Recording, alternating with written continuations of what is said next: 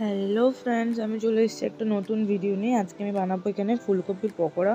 প্রথমে আমি নিয়ে নিয়েছি এখানে বেসন, কর্নফ্লাওয়ার, লেবু, আদা রসুন পেস্ট, কাঁচা লঙ্কা বাটা, হলুদ, লঙ্কার গুঁড়ো, হলুদের গুঁড়ো, জিরে গুঁড়ো, ধনে গুঁড়ো নিয়ে নিয়েছি।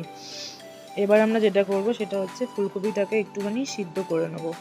তো এই যে আমি কড়ায় জল ঢেলে দিয়েছি। এবার এর মধ্যে কাটা ফুলকপিগুলো আমরা দিয়ে দেবো, অল্প নুনও দিয়ে দেবো।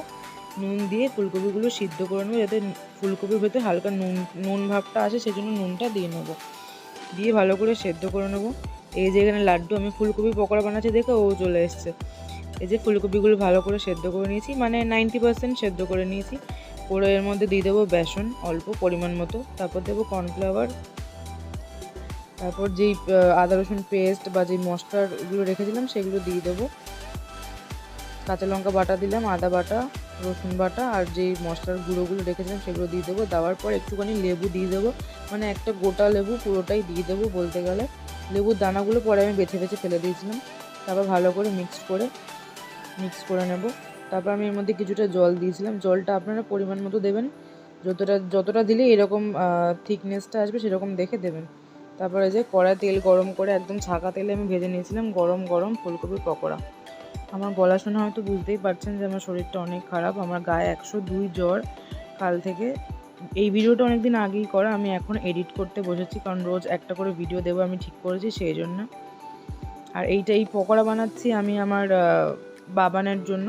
ও ফুলকপি পকোড়া খেতে খুব ভালোবাসে, তাই ওর জন্য আমি ফুলকপির পকোড়া বানাচ্ছি। ভিডিওটা যদি আপনাদের সবার ভালো লাগে তো লাইক, কমেন্ট আর সাবস্ক্রাইব করে দেবেন প্লিজ। আমাদের ফুলকপির পকোড়া প্রায় এখানে রেডি হয়ে গেছে। এরকম ভিডিও পেতে চাইলে প্লিজ কমেন্ট করবেন।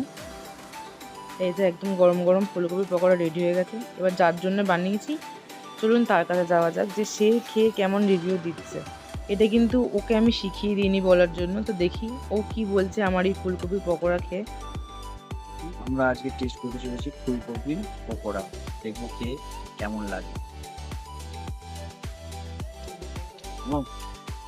ফুলকপি দারুণ হয়েছে, আপনারা একবার টেস্ট করে দেখতে পারেন। আপনারা হয়তো ভাববেন ভিডিও করার জন্য আমরা ভালো বলছি, তো আপনারা দেখে ভালো করে কমেন্টে জানাবেন।